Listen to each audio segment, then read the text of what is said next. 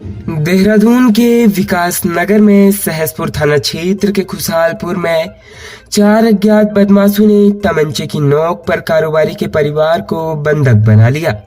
इसके बाद बदमाशों ने रुपए लाखों के आभूषण लूटे और स्कूटी लेकर फरार हो गए। बदमाशों ने खुद को क्राइम ब्रांच का अधिकारी बताया था।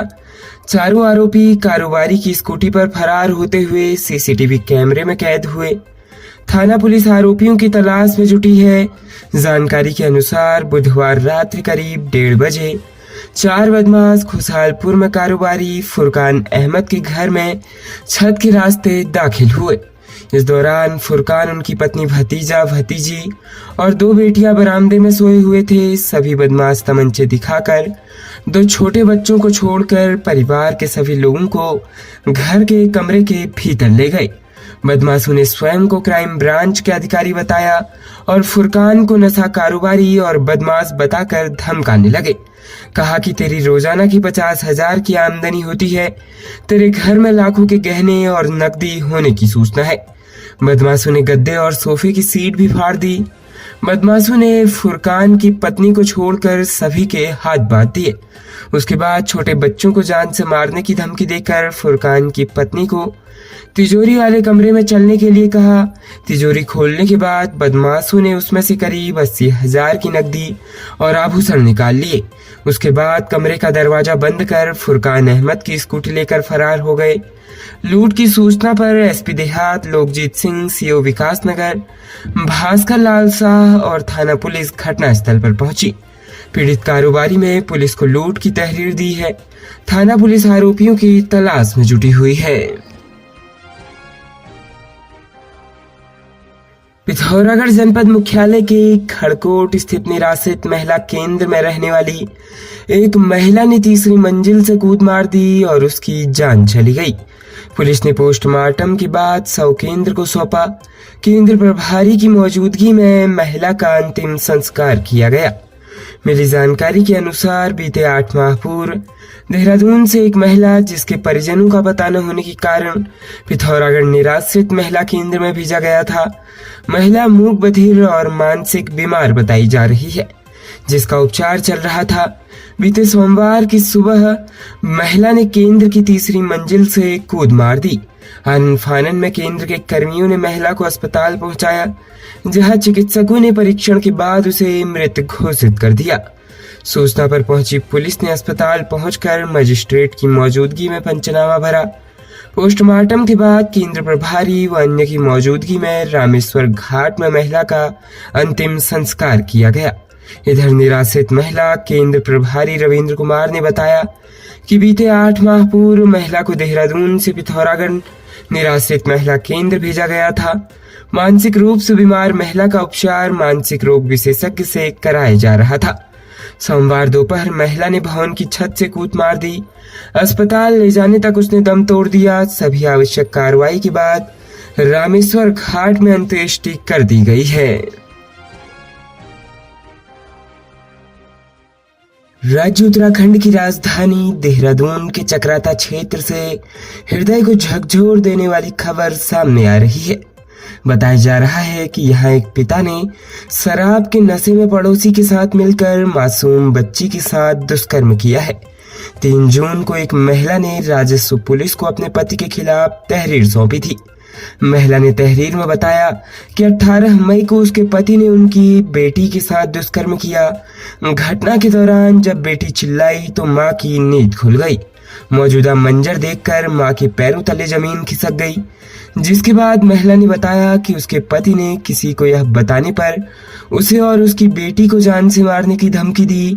तहरीर के आधार पर आरोपी पिता के खिलाफ पॉक्सो एक्ट के तहत मुकदमा दर्ज किया गया है। मेडिकल जांच में भी बच्ची से दुष्कर्म की पुष्टि हुई है। बच्ची ने बयान में बताया कि पिता और पड़ोसी युवक शराब के नशे में पिछले 2 महीने से उसके साथ दुष्कर्म कर रहे हैं। मेडिकल रिपोर्ट में दुष्कर्म की पुष्टि होने के बाद राजस्व पुलिस ने आरोपी पिता और पड़ोसी युवक को तहसील क्षेत्र में एक ही स्थान से गिरफ्तार कर लिया। दोनों पर पॉक्सो सहित अन्य धाराओं में मुकदमा दर्ज किया गया है। प्रदेश के सीमांत जनपद पिथौरागढ़ में शटडाउन लेकर 11 केवी की विद्युत लाइन में अचानक करंट आ जाने से बेरीनाग क्षेत्र में एक लाइनमैन की दर्दनाक जान चली गई। बीती रात्रि भारी बारिश के चलते कांडे किरौली से चौकोड़ी को जाने वाली विद्युत लाइन में फॉल्ट आ गया था। कांडे करौली निवासी लाइनमैन कमलेश कुमार कल रात्रि शटडाउन लेकर लाइन में कार्य कर रहे थे। अचानक लाइन में करंट दौड़ गया। बिजली का तेज झटका लगने से उनकी मौके पर ही जान चली गई। इस घटना की जानकारी मिलते ही क्षेत्र के लोगों में गहरा आक्रोश फैल गया। ग्राम प्रधान प्रेमा देवी सहित तमाम लोगों ने बिजली विभाग और पुलिस विभाग के अधिकारियों का घेराव किया और इस मामले में लापरवाही बरतने वालों के खिलाफ कड़ी कार्रवाई के साथ ही लाइनमैन के परिजनों को मुआवजा दिए जाने की मांग करी है। बेरीनाग के थाना प्रभारी चंदन बिष्ट ने बताया कि शव का पंचनामा भरकर पोस्टमार्टम के लिए भेज दिया गया है। विद्युत विभाग के अधिशासी अभियंता नितिन गरखाल ने बताया कि हादसे की जांच करी जाएगी। लोकसभा चुनाव 2024 में नैनीताल उधमसिंह नगर सीट पर भाजपा और कांग्रेस प्रत्याशियों के साथ ही उनकी पार्टी के दिग्गजों के प्रदर्शन पर भी सबकी निगाहें थी। नतीजे आए तो भारतीय जनता पार्टी ने जीत की हैट्रिक लगाई। कांग्रेस प्रत्याशी तो उनके दिग्गज समग्र जीत दिलाना दूर अपने बूथों पर भी जीत नहीं दिलवा पाए। विधानसभा चुनाव में मुख्यमंत्री को शिकस्त देकर सुर्खियों में आए उपनेता प्रतिपक्ष भुवन कापड़ी विधानसभा क्षेत्र और अपने बूथ पर पार्टी प्रत्याशी को बढ़त नहीं दिला सके। विधानसभा चुनाव में जनपद से कांग्रेस के 5 और भारतीय जनता पार्टी के 4 विधायक जीतकर आए थे। विधानसभा चुनाव के ठीक 2 साल बाद हुए लोकसभा चुनाव दोनों पार्टियों के विधायकों की पहली परीक्षा थी। युवा चेहरा होने की वजह से कांग्रेस के उपनेता प्रतिपक्ष भुवन कापड़ी प्रत्याशी की दौड़ में भी शामिल थे, लेकिन टिकट झटकने में प्रकाश जोशी कामयाब हो गए।